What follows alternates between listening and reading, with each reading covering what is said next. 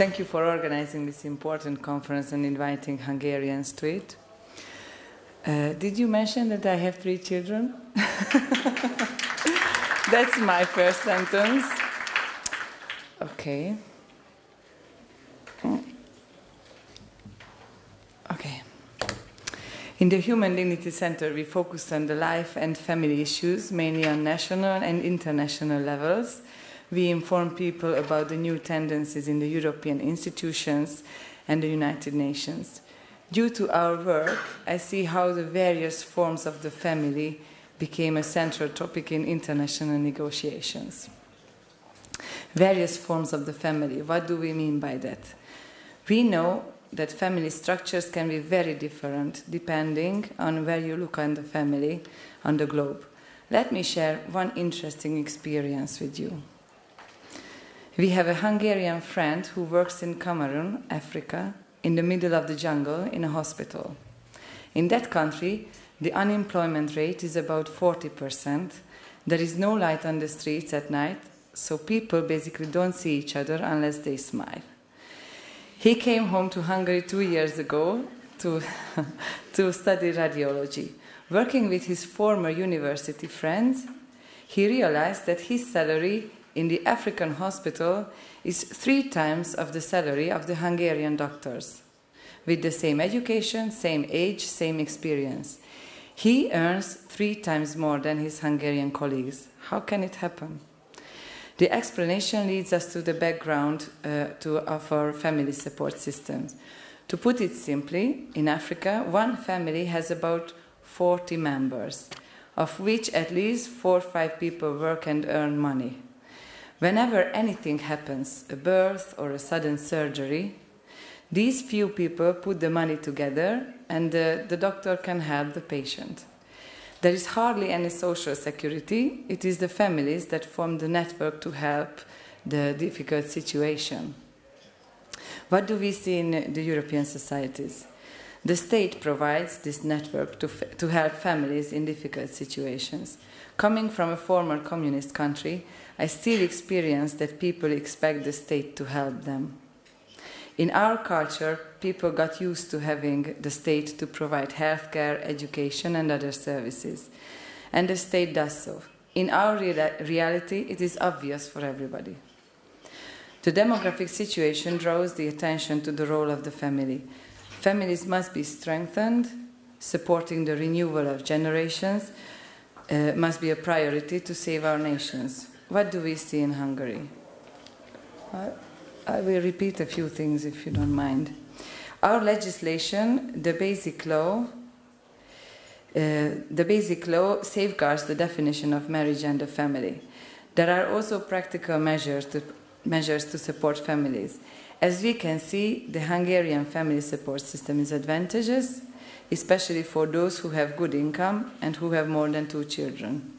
At this point, I would like to emphasize that financial support is never enough to have more children. It never substitutes hope, love, and the family bonds, but it definitely helps to build trust in the future. The family support system puts large families in the focus. The state benefits have 2 groups. Some benefits are for everyone, others are for those who have worked prior to having children. The benefits, The benefits that are granted to all are the family benefit, childcare benefit, and the one-time maternity benefit. These go to everyone who has a child. Mothers who have 3 or more children have a choice to be so-called full-time mothers with a small monthly benefit. Let's look at this from a family perspective. The family benefit is granted after every child from birth until finishing school. For one child, it is about 40 euros per month. If raised by a single parent, it is a little more. I always wondered whether parents live together but stay single officially to get the higher benefits. Anyway, for 2 children, it is 44 euros per month per child. For 3 children, it is 53 euros, so a large family receives about 160 euros per month just because they have 3 children. This can more or less cover the heating, electricity, communal and phone bills. depending on how much you use your phone. Let's look at the first years of life. In Hungary, almost everyone stays at home in the first year after birth. If they did not work before giving birth, they receive about 100 euros a month until the child is 3. Interestingly, if you have 2 children under the age of 3, this benefit is doubled. If the mother worked prior to giving birth, she receives about 70% of her previous income with certain limits and conditions. These benefits differ, but it is usually around 245 euros. Although we have an option to stay home, less and less mothers choose it. There is one more benefit which is worth mentioning. It is the one-time maternity benefit. When the baby is born, they receive 210 euros. It is perfect timing actually for a new sofa for breastfeeding or the baby bed or pram to be bought. If you receive the state benefits, you cannot work in the first year of the baby. After that, certain conditions apply to secure the mother-child quality time. The so-called full-time mothers can work 30 hours a week, that is 6 hours a day. Unfortunately, in Hungary, part-time jobs are still not very widespread. Now, let's have a closer look at the best benefit ever, the star among the benefits, the family tax allowance. Let me invite you to watch a short film made by a friend of mine for today. She interviewed a mother of 5 children about their life. The film is very homemade and it's not perfect, but it brings the Hungarian reality to you now.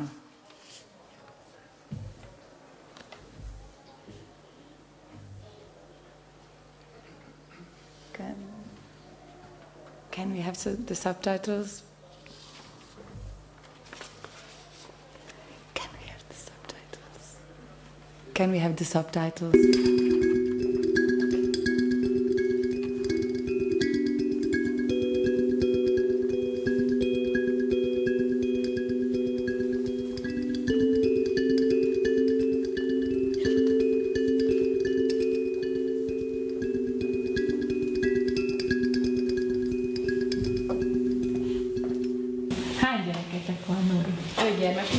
Ő a legkisebb, Berta, én Tamás Népesanyja vagyok, 34 éves, 13 éve házasodtunk össze, és a gyermekeink is 12, 10, 8, 6 és 3 évesek.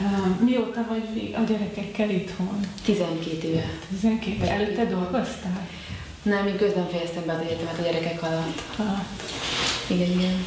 És a férjed dolgozik? És a férjem dolgozik, igen. Ő keres. Igen, tehát ő tartja a családot. Emlékszel arra az évre, amikor bevezették a családi adókedvezményt Magyarországon? Ezt a nagyon magas. Hát igen, mert jelentős könnyebbséget okozott az életünkben. Mert előtte évben döntöttünk úgy, hogy a kis családi házunkat kibővítjük, mert a 5. gyermek érkezésével nagyon szűkössé vált számunkra egy szoba, és gondolkodtunk, hogy belevágjunk ebbe az építkezésbe, mert azért a mai világban hitelt felvenni, meg egyáltalán hitelt felvenni nem olyan egyszerű, illetve nagy felelősség, hogy az ember beáll ilyen hosszú időre. Akkor ezt tette lehetővé, hogy építkezzetek? És kibővítsétek? És igazából azt mondhatnám, hogy most ez teszi lehetővé, hogy tudjuk fizetni a hiteleinket biztosan, illetve még sok olyan dolog, ami a mai világban szinte luxusnak számít, bár szerintem nem kéne annak számítani, hogy megtanuljanak úszni, hogy ne kelljen elgondolkodni azon, hogy eljárhatnak-e foci edzésre, tanulhatnak-e zongorázni. Tehát azért a mai világban mondhatnánk azt, hogy ennyi gyerek mellett ez nem fér bele a családi költségvetésbe, tehát ez luxus. És mi a családi adókedvezménynek köszönhetjük azt, hogy megengedhetjük a gyerekeknek ezeket a igazából mondhatnám alapdolgokat, mert mégis szükséges a sport, a zene az életükben. Hát ez a kettő nagyon-nagyon erősen megtámogatta a családi adókedvezményt. Mi arra tudjuk fordítani a pénzt, amire, tehát hogy valóban rájuk. A gyerekekben. Igen. Tudod pontosan, hogy mennyi ez az összeg, amivel? Hát tudom, igen. Tehát tavaly, azt hiszem tavaly bevezették ezt a járulékkedvezményt, hogy a fennmaradó összeget a járulékból is le lehet vonni. Gyerekenként hát 33 000 forint adó kedvezmény, adócsökkenés, illetve a járulékokból való csökkentés. Tehát ha valaki ezt ki tudja használni, akkor az nálunk az édesanyja, édesapa fizetési összességéből, akkor az 5 gyerekre. Terveznétek még gyereket? Hát én azt mondom, hogy 5 az kerek szám, de igazából azt mondom, hogy nem teljesen kizárt. Tehát, hogy mivel még fiatal vagyok, ezért valamennyire nyitottak vagyunk. Most azt érzem, hogy fontos lenne azért a munkavilágában is tapasztalatot szerezni, de még azért azt érzem, hogy van időnk ezen gondolkodni, hogy 5 év múlva hogyan gondoljuk, újra tudjuk még gondolni ezt a kérdést. Most egyelőre azt mondom, hogy az 5 az éppen elég energia, idő és szeretetet kíván, de nem tartom kizártnak, inkább ezt mondom. Hogy érzed magad nagycsaládos édesanyaként Magyarországon? Egyre jobban. Igen? Igen. Tehát egyfelől persze azért mindenütt kirívónak érzem magunkat, de valószínűleg azért a kormány támogatása is, mert tényleg azért, hogy a köztudatba bevitték ezt a családok támogatását is, szerintem elfogadottabb az, hogy igenis, ez minden szempontból érték, tehát anyagilag is megtámogatjuk, mert fontosnak tartjuk, tehát nem azért vállalunk gyereket, mert nincs jobb dolgunk, és nincs jobb ötletünk, hanem azért, mert ez a legnagyobb érték, és a legnagyobb dolog, amit egy nő, egy édesanya vállalhat az életben.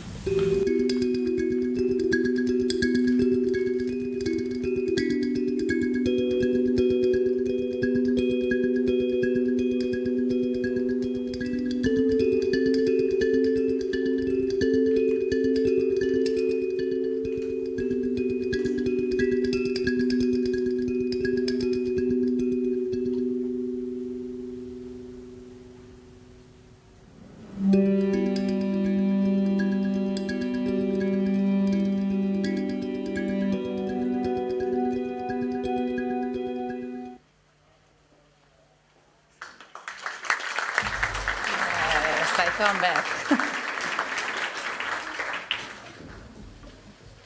So as you could hear, the family tax allowance is not a paid state support, but a reduction of the tax.